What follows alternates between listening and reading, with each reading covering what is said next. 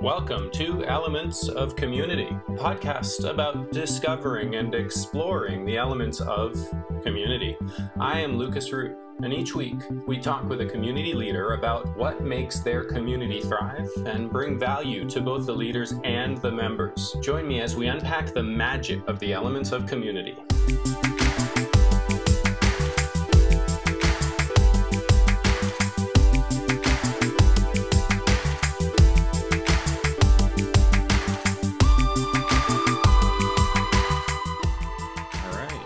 Amanda, I'm so delighted to have you with us. Would you like to tell us a little bit about yourself?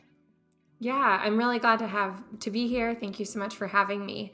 So I am Amanda Hamilton. I am the founder of two businesses. One business is Hamilton Ray, your outsourced admin, and the second business is the admin community, really the place and for professionals of the administrative role and how to build and learn from one another. That is really our focus in the admin community. I started Hamilton Ray back in the end of 2019. Kind of got kickstarted faster than I intended in 2020. And when all of that was shaking out, probably in the back half of 2020, I realized that there was this opportunity to kind of build this community of administrative professionals, especially in this remote world that we've shifted to, because it becomes so, I would say, lonely in the admin role. And really, how can you build a community of admins to support one another? So I kind of started the concept back at the end of 2020, but I really kicked it off this year. Mm-hmm. That's so cool. Can you imagine, for everyone else who's listening, can you imagine deciding to do an outsourced business and launch it just before 2020 hits? What amazing, luck, I guess, but the best kind of luck. Yeah, absolutely.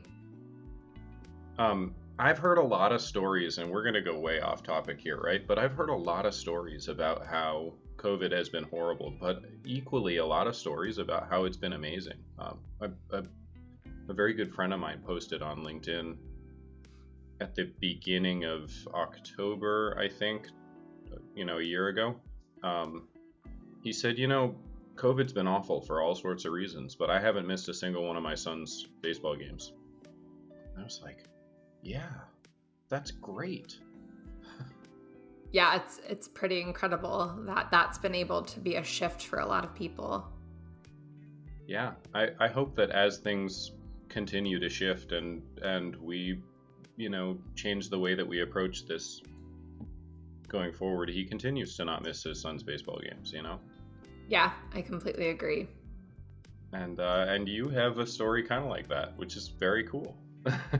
Yes, absolutely. I think the one thing, especially as it relates to the business world, it's I think not everybody had a lot of success, as you mentioned, but I think one of the pieces was if you could pivot quickly and really think on your toes and say, okay, well, where's the world quickly shifting?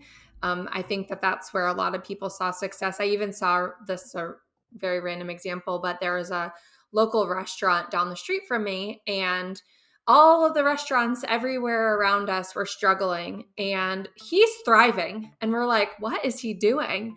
And he shifted his entire restaurant to be carry out. He created a window that people could order out of. It was COVID friendly, COVID cautious, and started to do to-go cocktails and things like that. And so he was light years ahead of what people started to do later on in COVID, but he started as soon as things happened, when everything shut down in March of 2020. So it kind of goes back to, if you're able to really shift and pivot quickly, I think that's really where you can see success, especially as the world evolves so quickly.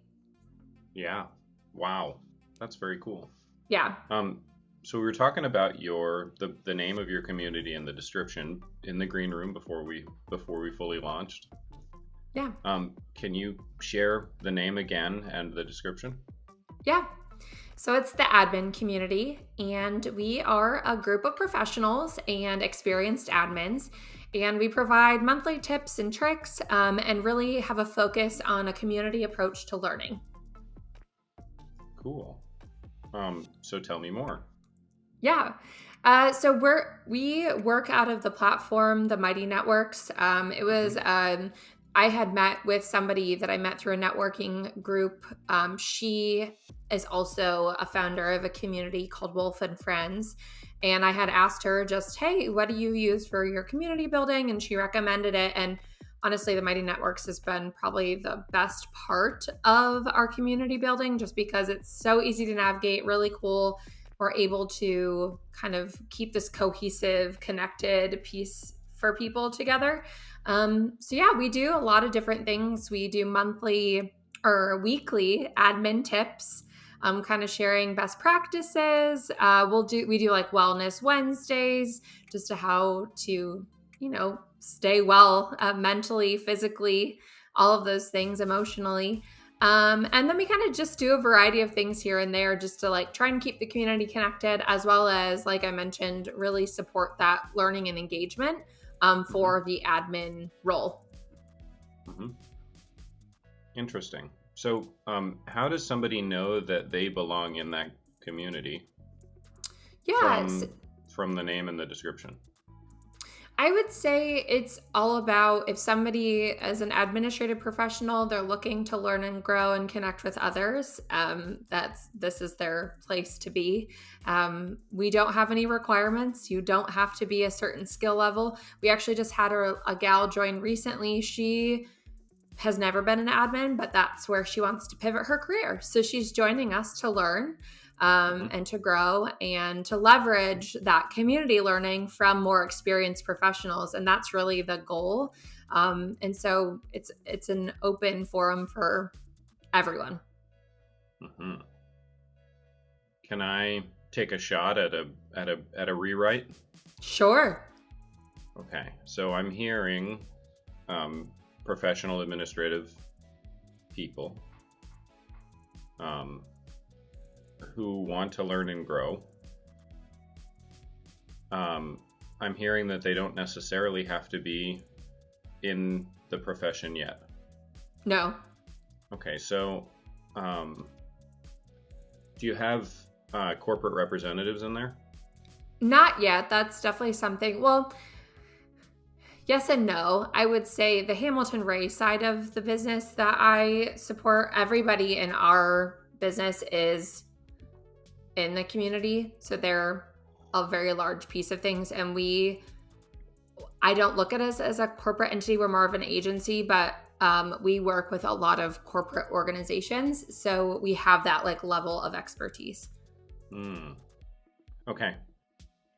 I got something, but I want to come back to it. I'm going to put a pin in it. Sounds good. Why did you create the community? Yeah. For a couple of reasons. I would say first and foremost, I wanted to find a better way to train people. I was always coming up with like all these really interesting ideas and ways of working. And while it was really cool to do that training for my team, I was like, oh, we could do the same thing for everyone else. And so that was one part of it. As well as, and it's funny, I actually just finished reading this book called The Languages of Appreciation in the Workplace. And it's essentially the fundamentals of the love languages. And it talks a lot in that book about how the administrative role is one of the loneliest roles in an organization because you're so siloed. You don't necessarily work with anybody else. You typically work with an executive who is then on a larger team, but then you're typically on your own.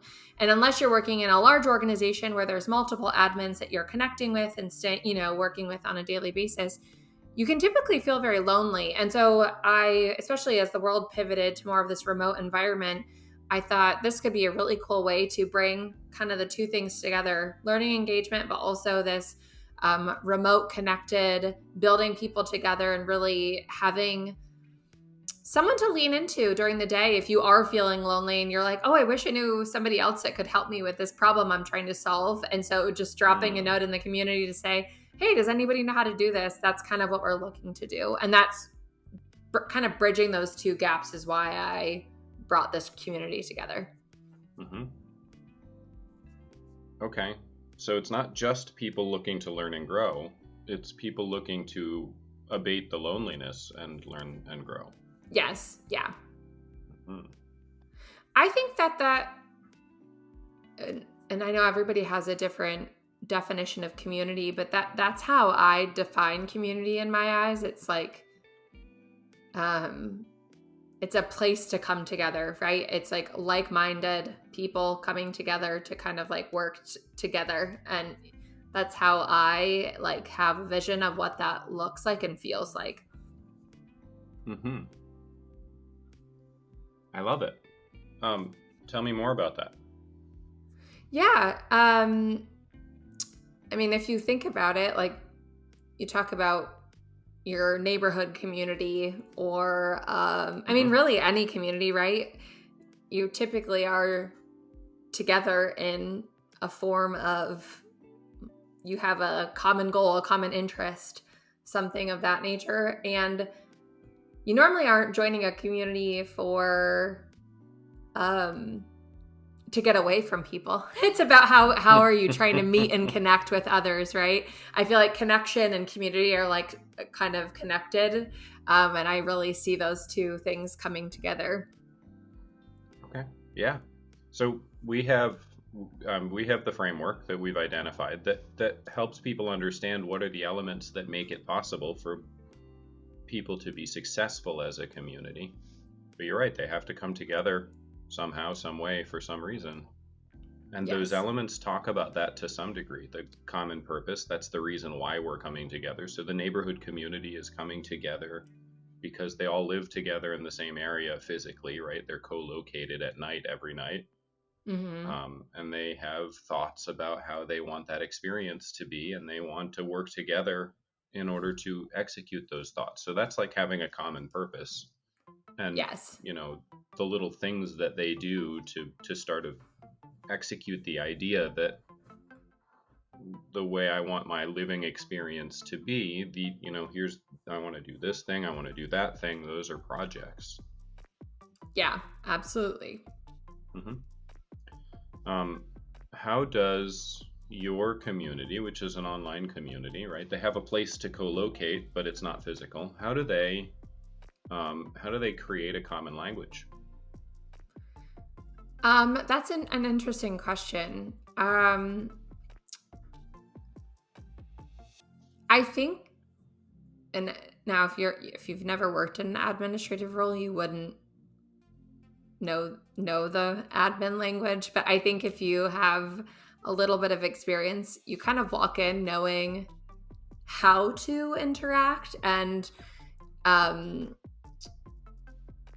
it's kind of funny. It's hard to describe, but as an administrative professional who to talk to and how to like communicate to one another. And so I think in that way, within a community, if you don't know that, you can kind of see it as people are communicating. I'm trying to I don't know how to explain it in the best words possible, but it's even when you're scheduling a meeting, and if you reach out to somebody to schedule a meeting as an admin and you reach out to another admin, it's just common knowledge that if you're the one that's reaching out, you're typically going to be the one that's sending the invite. So if people operate on the flip side of things, that's where it's a funny thing. So there's like this weird, learned language, I would say, along the way. It's not super prescriptive. I think it's just things that you learn as you learn the role and you work with others and kind of understand the nuances of it. That's just one silly example. There's several others, but I would say within a community environment, you just you develop a language together as you're building the community and engaging on a consistent basis. Mm-hmm. I love that. That's awesome. And I agree that the way that you choose to do things, it counts as a language. Mm-hmm. So, the social convention around choosing who it is that sends the invite, right? The person who first reached out, that's the one who sends the invite. Yeah, that's language. Yeah, Kind absolutely. of like everybody jokes, and it's a hilarious joke, and I'm Italian, so it's funny to me too. Everybody jokes that if you tie an Italian's hands behind their back, they won't be able to talk. And that's 100% true. So talking with our hands is a piece of our language. Yeah. I am not Italian, but I do talk with my hands. Yep. Well, language is a learned thing. Yes. Okay, so going back to what we call a CPOP, the community point of purpose. It sounds to me like your CPOP is professional admins looking for community. Yep. It seems like that's it, because community includes doing projects together. It includes having a common language. It includes getting together and being engaged together. And in this case, the projects are learning and growing. The projects are talking about the challenges that you have as an admin. So professional admins seeking community. Yes, absolutely. Cool. What do you think? You gonna put it up on your Mighty Networks? You don't have to answer that. It's okay. You've been running this community for how long? When did you start building it? So we officially kicked it off early this year, so probably in January. I started to build it in 2020, but my primary focus, the agency that I own and run, what ended up being I had to really focus on my efforts there. Well, not even testing grounds, but in order, just in terms of priority for a while, that's where I was focusing on growth in terms of business. And so the community, I finally had the capacity to take on really starting and building that this year. Yeah, I get that. Yeah. I've been there. Yeah. In the process of putting this together, you must have tried some things that didn't work and tried some other things that worked really well and sort of doubled down on those. What is it that makes a community effective? I definitely think you have to have a vision of like what you're trying to achieve. You definitely need to know your audience. If I had no idea what an admin did or what that role looked like, I would probably just fail at what I'm doing right now. So I think between those two things, you can kind of figure it out. I also think too, if you're looking to build a remote community, you have to have the right platform. And I kind of explored different options for what I was trying to do. Originally, I thought, I'll build a community in Slack. And it'll be something we just truly are focused on questions, engagement in Slack. And the more that I thought about it, though, it didn't make sense for what I was trying to achieve. And so I walked away from that, as well as just keeping it organized.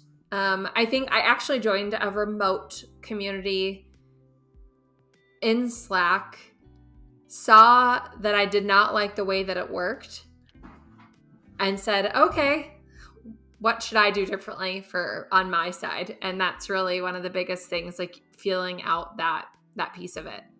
Mm-hmm. So what I'm hearing is co-location has to be easy. Very easy. Yeah. I think so that's with in the anything, neighborhood right? example, yeah, it's really simple. Co-location's easy because you walk out your front door and you're in your neighborhood. Yes. In the Slack community example, for some reason that wasn't easy for you, so you walked away from that feeling dissatisfied because you couldn't become part of the community because co-location wasn't easy. Yeah. That's cool. And then you're using a different platform. Obviously, you told us Mighty Networks. So is the platform, is the co-location being easy a core tenet to how you're building this?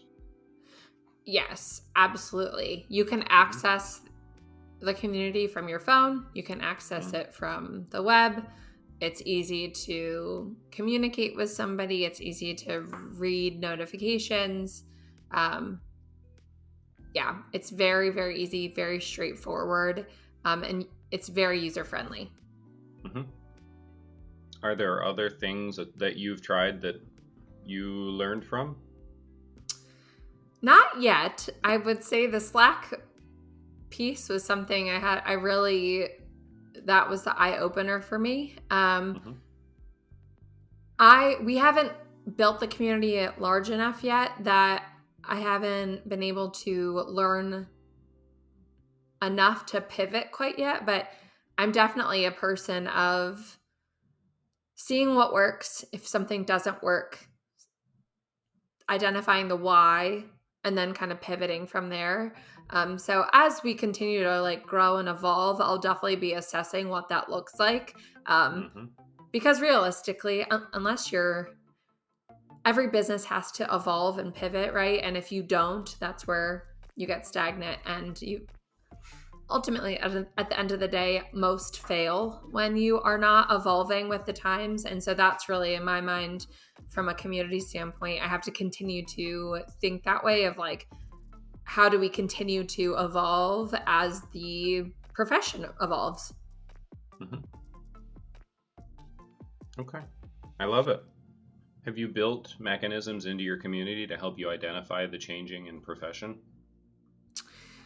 Well, the good news is we do the profession. So on the Hamilton Ray side of the business. And so, you know, we're like my ultimate goal is to be like long term. I would love to be like the leading organization of outsourced administrative support. And so in order to do that, we have to be ahead of the curve in terms of the administrative professional world. So it kind of it's very connected, like Mm-hmm. everything that we do over here, we have to then say like, well, how do we take that and integrate it over here? So they're very connected in that way, which is really cool. Mm-hmm. Cool. Um, what makes an effective community leader? I think a leadership role is the same. An effective leader is the same if you're in a community, if you're in a business, if you're running a business, if you're leading a nonprofit, whatever it might be. Um, and I think with that, it's not about telling people what to do. It's like how do you give them just enough information that they get to a solution themselves.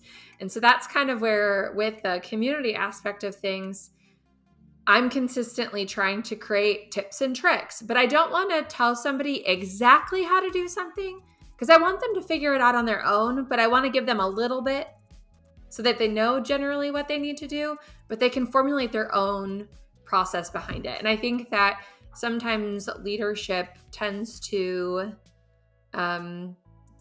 dictate what to do.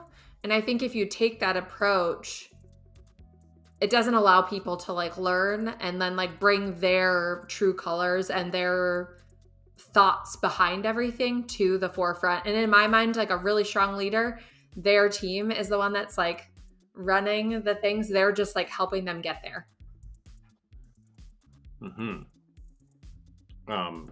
So an effective leader is someone who has a clear vision and is able to communicate the vision without dictating the process. Is that what I'm hearing? Yeah, but you have to give them a little bit. Like you don't Mm-hmm. tell them you have to do it X, Y, and Z way. You tell them like this is how you could think about it. Give a little bit of like a nugget and then let them kind of take it all the way through. And of course you have to like help and guide along the way, but if you continuously like instruct, people just don't learn. Mm-hmm. Right. And life without learning is boring, and why would we do that? Exactly. Yeah. I'm with you there. And also, that's the core of your community, right? Yes, exactly. Yeah. So a clear vision, and how would you describe giving someone just enough? Is that I think it depends. I, and I can't give you like a concrete example, but I had a gal on my team recently. We were traveling for a client retreat, and I was saying how I'm really trying to not talk as much in meetings to be a better, like, kind of exactly how I was describing, like, give people just enough to like bring them to where they should go, and then they can figure it out after.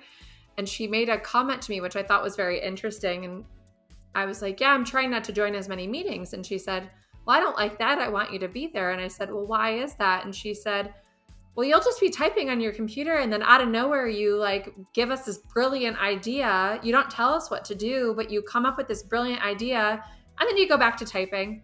And she's like, it's always helpful because you just like throw it out to us. It's great, and then we run with it. And I'm like, and that to me is what is like giving just enough. It's not. It might just be a quick idea. It might be a solution to a process or like a challenge that they're running into, but you're not telling them exactly how to do it. It's just enough that they are like, oh, okay, yeah, I can do it this way. And almost like securing the confidence that they need to take it all the way. Mm-hmm. So what I'm hearing, I think, is the leader needs to be an extraordinarily good listener. Yes. And the leader needs to care about the growth of their community. Yes, absolutely. Because it seems like the just enough description comes from being a good listener and caring about the growth. Absolutely, yeah. I mean, I think those are definitely two traits of a really strong leader in my mind. Mm-hmm. You have to be able to listen. Yeah. Are there other things that make an effective leader?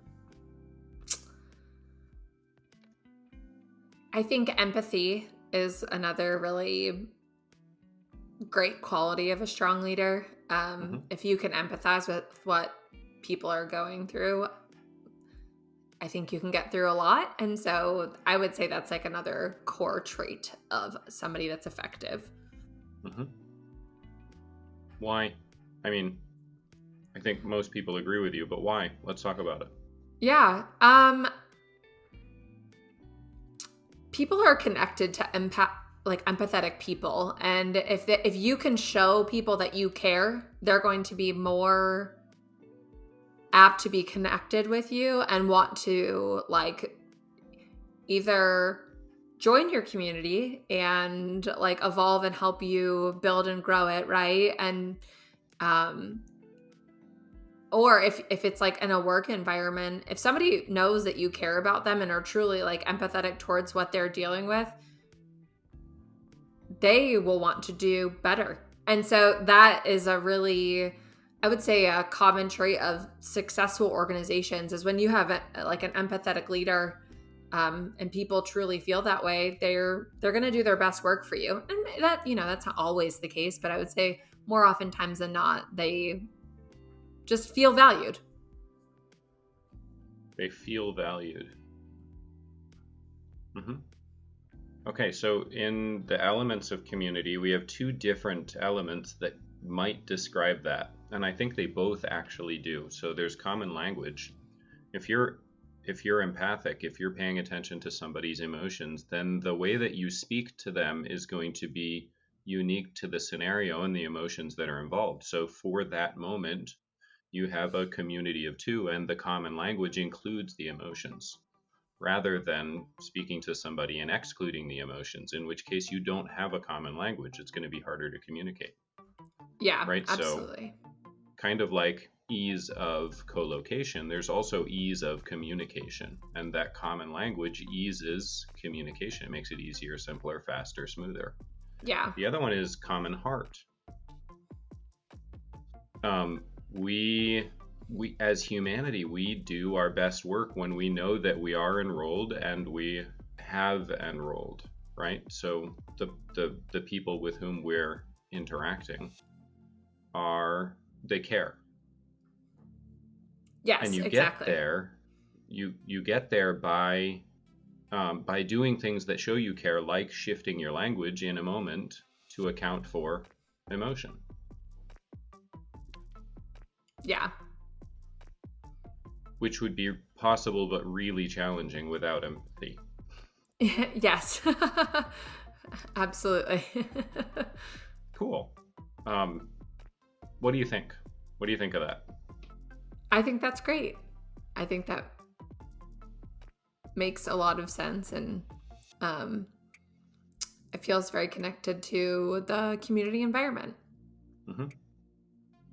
Does that change the way that you think about, look at, and talk about this? Talk about community, you mean? Or Yeah, and in this case, being an empathic leader. it definitely wouldn't change the way that I do things. I'm very much an empathetic leader. I'm a very strong empath, so that comes naturally. So it's definitely something, though, that I try and encourage others to do. No, sorry. What I mean is now knowing that a piece of that is coming out through your language. A piece of that is creating ease of communication between you and the person you're talking to. I'm not saying you should step away from being empathic at all. I'm saying it's a strength because it creates that common language in the moment. Now, does that change the way you think about, look at, and talk about being an empathic leader? I don't think so. No, I don't see it. Okay, cool. Yeah. So we've talked about the elements of community. We've brought up a couple of them. Would you like to pick one that you're working on implementing in your community, or that you have implemented well? And let's talk about that. Sure.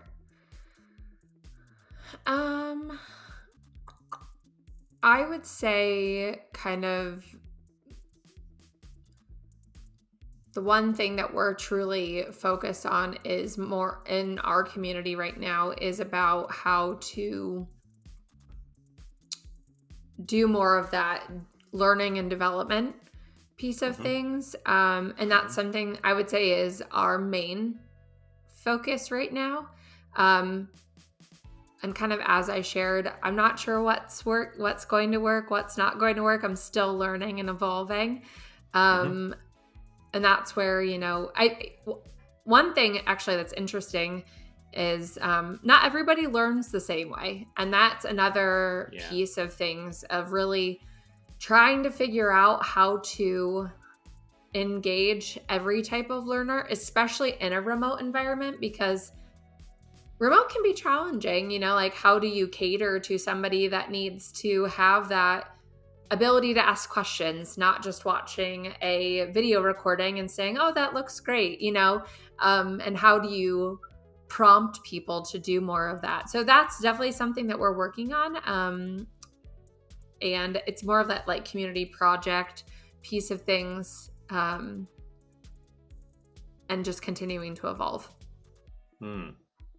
So those are projects, right? Each chunk of learning, each group of tips that you're trying to send out, that's a project in itself. Yes, it is. Each one. It's a project for you. It's also a project for the community because they're incorporating that into their culture, separate from community. They're incorporating that into their culture and allowing that to become a part of what they each as individuals, but also as a community, know and think about and act on. Yeah.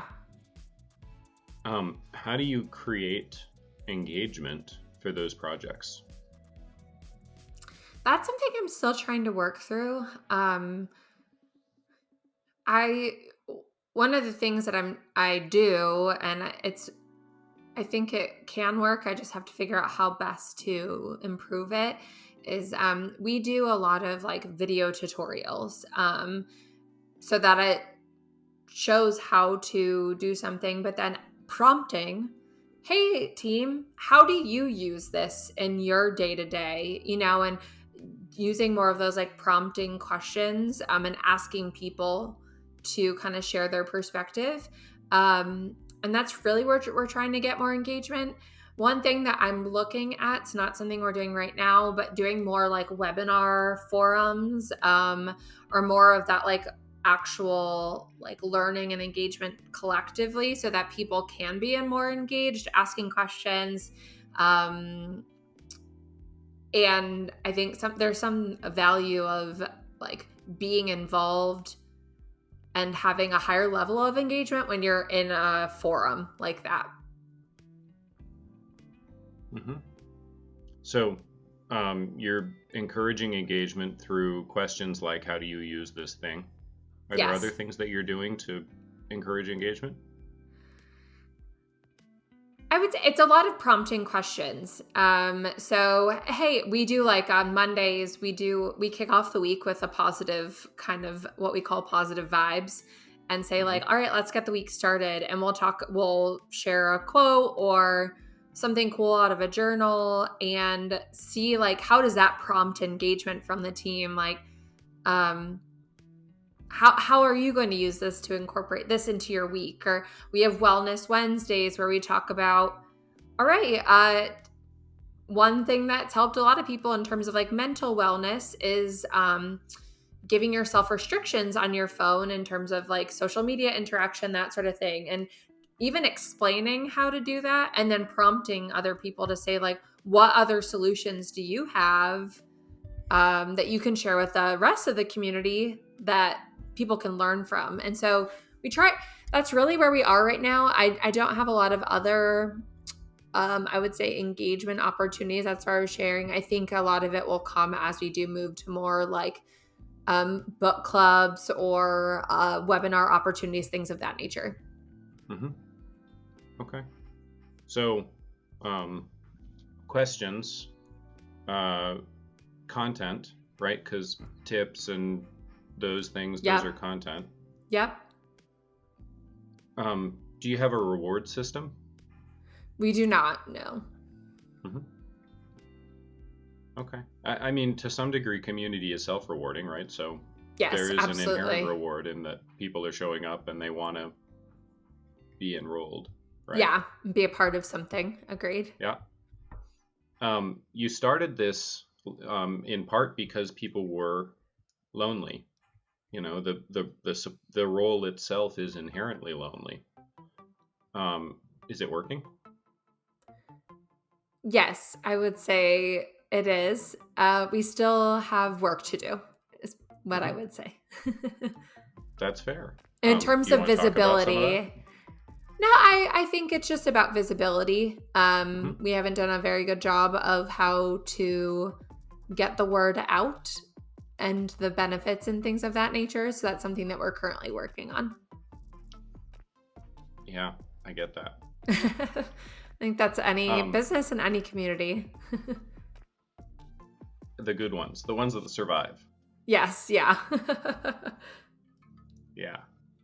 Awesome. Thank you for being here, Amanda. How do people who know they need to be in a community of admins who want community, how do they find you?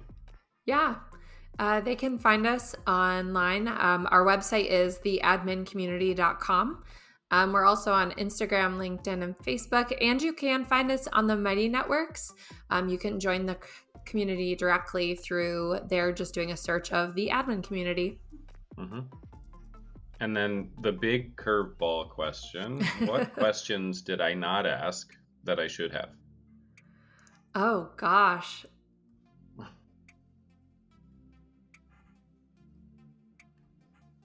Let me think about that just for 1 second.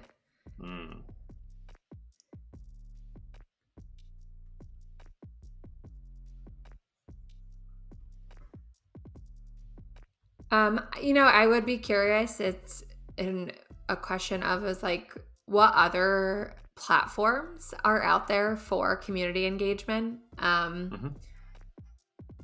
because I know there was endless, but I think that would be a really great question to dive in. If you know of any others, or if others know of others, just as other people are building communities. Sure. I mean, the obvious answers that people will come up with are, how come you didn't use Facebook? Or, that's sort of what Facebook was built to deliver. And I see more and more people are migrating off Facebook, not choosing to use it to build their communities. And I get that. So for you, how come you didn't use Facebook? It's a good question. I don't like Facebook. I find it, any community I've ever been in has been extremely spammy.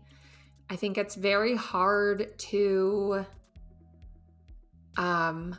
monitor Facebook groups and communities. And I just don't like the flow of it. I actually have removed myself personally from Facebook. It was not giving me any value. It was a lot of stuff that was bringing me down, and I knew that it wasn't right for me, so that's why I took myself off of it at the end of last year. And that kind of goes back to the loneliness thing, right? If it's not serving you to help you feel more personally connected, like why are you not necessarily plugged in, but actually connected, then remove it. I get you. Absolutely. So now, could you have done this on Facebook in a way that's healthy for you and the people, the members? Probably. The thing that I did not like about Facebook and the thing that I like about Mighty Networks is Mighty Networks is very similar. I would say it's like this hybrid of Facebook, Instagram, and LinkedIn, because you can have a really cool professional profile like you have on LinkedIn. A community member can message you, all of those things, but then it feels very like Instagram feed of fun and uplifting. But it has that like feed structure of Facebook. And so I think it has like the positive qualities of all three of those platforms kind of like brought together. And that's the reason I personally chose it. I'm just curious if there's others out there. Without the baggage.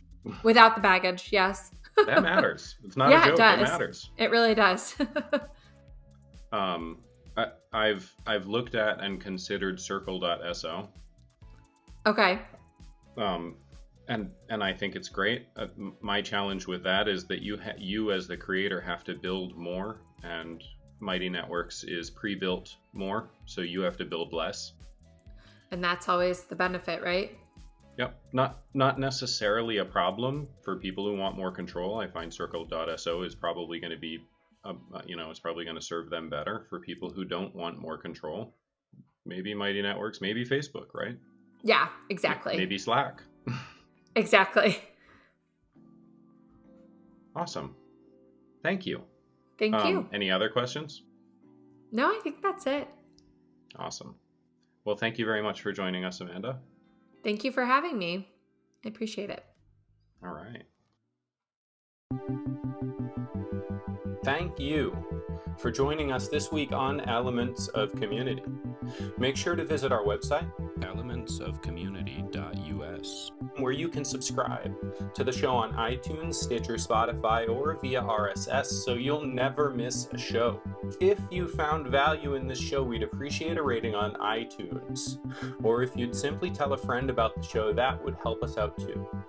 If you like the show, you might want to check out our EOC Inner Circle, where we deep dive with each guest on the inner workings of their community. We cover things like community model, profitability, and engagement strategies. You can join the Inner Circle at elementsofcommunity.us/inner circle.